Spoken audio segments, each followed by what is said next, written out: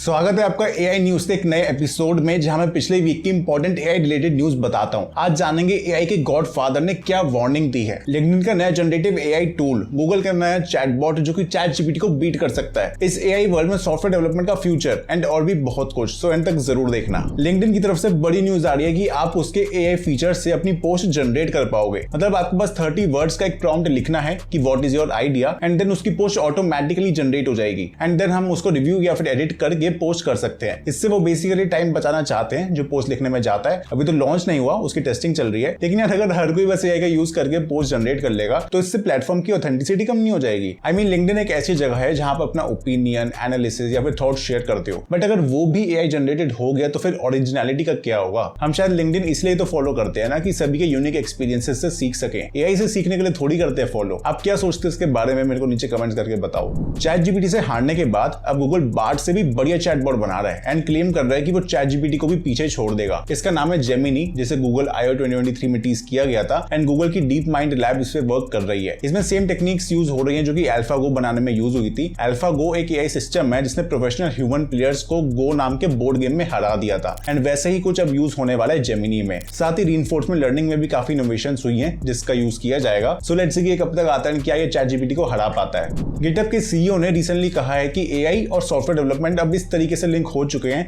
कि it is impossible to separate them. उन्होंने कहा है कि आज की डेट में फोमो इतना ज्यादा बढ़ चुका है कि अब सारी कंपनीज गिटहब को पायलट यूज करने के पीछे दौड़ रही हैं एंड उनके अकॉर्डिंग इसका कोई डिसएडवांटेज नहीं है, बल्कि को पायलट अब सॉफ्टवेयर डेवलपमेंट के लाइफ साइकिल का पार्ट बन जाएगा एंड सभी डेवलपर्स इसे यूज करेंगे। सो अगर आप एक सॉफ्टवेयर डेवलपर हो एंड को पायलट यूज करते हो तो बताना अपना एक्सपीरियंस नीचे कमेंट्स में। चैट जीपीटी की जो मोबाइल ऐप है उसमें ब्राउजिंग का फीचर भी आ गया है, मतलब बेसिकली उसमें बिंग को इंटीग्रेट कर दिया गया है। बट हाँ, ये सिर्फ चैट जीपीटी प्लस सब्सक्राइबर्स के लिए है, क्योंकि वो ही GPT-4 and browse with Bing वाला फीचर यूज कर सकते हैं। सो इससे जो लिमिटेशन थी कि चैट जीपीटी में पुराना डेटा आता था वो थोड़ी बहुत सॉल्व हो गई है, बिकॉज आप जो भी क्वेरी डालोगे जीपीटी उसे खुद सर्च करता है बिंग में एंड देन रिजल्ट्स को एक कंसोलिडेटेड फॉर्म में प्रेजेंट करता है। बस अब इंतजार ये है कि ये ऐप एंड्रॉइड पे कब आएगी। फिर इलॉन मस्क ने अनाउंस कर दिया कि वो एक लिमिट लगा रहे हैं on the number of Twitter post anyone can read, जिसका ब्लेम उन्होंने एआई कंपनीज पर डाला है। जो भी अनवेरिफाइड अकाउंट्स हैं वो सिर्फ 600 पोस्ट ही रीड कर सकते हैं इन अ डे एंड जो नए यूजर्स हैं वो सिर्फ 300 ही रीड कर पाएंगे एंड जो वेरीफाइड है वो भी 6000 पोस्ट ही रीड कर सकते हैं इन अ डे। और ये लिमिट शायद कुछ टाइम में बढ़ा दी जाएगी। इसका रीजन उन्होंने ये बताया कि एआई कंपनीज कोशिश कर रही हैं ट्विटर का सारा डेटा लेके उस पर अपना लार्ज लैंग्वेज मॉडल ट्रेन करने की, लाइक गूगल बार्ड, बिंग या फिर चैट जीपीटी। बट कुछ लोग ये भी कह रहे हैं कि ये सिर्फ ज्यादा रेवेन्यू अर्न करने का तरीका है। वैसे आप सोचोगे कि यार 600 पोस्ट तो कौन ही रीड कर लेता होगा, बट अगर आप सिंपली स्क्रॉल करना शुरू कर दो ना तो आप सभी ट्वीट्स को एक एक व्यू दे रहे हो एंड बहुत जल्दी अपनी लिमिट एग्जॉस्ट कर दोगे। सो ऐसी पोस्ट रीडिंग पे लिमिट लगाने से उनका एड बिजनेस भी इफेक्ट हो सकता है। सो एआई के गॉडफादर जेफरी हिंटन, जिन्होंने लास्ट मंथ गूगल छोड़ा था एंड वो एआई के लिए वार्निंग्स देते ही रहते हैं, रिसेंटली उन्होंने कॉन्फ्रेंस में कहा है कि इससे पहले एआई हमसे ज्यादा स्मार्ट हो जाए इसके डेवलपर्स को समझना पड़ेगा कि वो कैसे हमें कंट्रोल कर सकता है। सिंपली इन्होंने एग्जांपल देके कहा कि अभी 99% लोग एआई को स्मार्ट बनाने में लगे हैं, जबकि सिर्फ 1% है जो सोच रहे हैं कि उसे टेक ओवर करने से कैसे रोकें। उन्होंने ये भी कहा कि ये कोई साइंस फिक्शन या फिर फियर मॉन्गरिंग नहीं है, ये रियल रिस्क है एंड हमें इन्हें सीरियसली लेना पड़ेगा। एंड हाँ, एआई से इनइक्वालिटी बढ़ेगी बिकॉज एआई से प्रोडक्टिविटी बढ़ जाएगी। सो जो रिच लोग होंगे वो ज्यादा काम करवा पाएंगे एंड वो ज्यादा पैसा कमा पाएंगे, बट जो वर्कर्स हैं उनको कुछ खास बेनिफिट नहीं पहुंचेगा। बट हाँ, जो उनके ऑडियंस में लोग थे वो वहां एआई वेव पे कैसे राइड करें ये समझने आए थे, ना कि उसके डेंजर समझने। आपका क्या मानना है इसके बारे में, खैर मेरे को बताओ कमेंट्स में।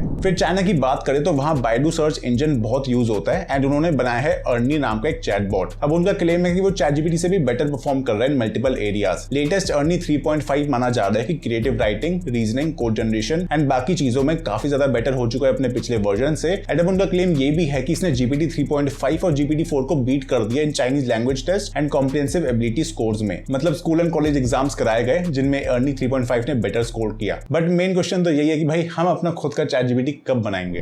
ओपन एआई एंड माइक्रोसॉफ्ट के अगेंस्ट एक बहुत बड़ा क्लास एक्शन लॉसूट फाइल हो चुका है, एलिजिंग कि उन्होंने बिना परमिशन के लोगों का पर्सनल डेटा यूज किया है। मतलब कि 2019 के बाद से इन्होंने मिलियंस ऑफ लोगों की प्राइवेट इंफॉर्मेशन को एक्सेस किया और उस पर ही ट्रेन किया चैट जीपीटी को। इसके लिए कोई परमिशन नहीं ली गई एंड अब वो इससे प्रॉफिट्स कमा रहे हैं एंड इसलिए डिमांड करी गई है कि चैट जीपीटी को रोका जाए जब तक वो सारे सेफ्टी स्टैंडर्ड्स को फॉलो नहीं करता। सो जब से चैट जीपीटी आया है तब से उन पे लॉसूट्स फाइल हो ही रहे हैं। लेट्स सी कि यूएस की कोर्ट्स का क्या रिस्पॉन्स रहता है इस पे। फिर बात करते हैं फंडिंग न्यूज की, तो text to video startup Runway ने $141 मिलियन रेज करे from Google, Nvidia and more. जिनको नहीं पता तो रनवे कंटेंट क्रिएशन के प्रोसेस को काफी ज्यादा ट्रांसफॉर्म कर सकता है बिकॉज वो वीडियोस जनरेट करता है बेस्ड ऑन टेक्स्ट प्रॉम्प्ट्स। इनका Gen 2 मॉडल भले ही अच्छा ना दिखे बट ये one of the first text to video tool है। फिर एक और स्टार्टअप इन्फ्लेक्शन एआई ने $1.3 बिलियन का फंड रेज किया है at a valuation of $4 billion.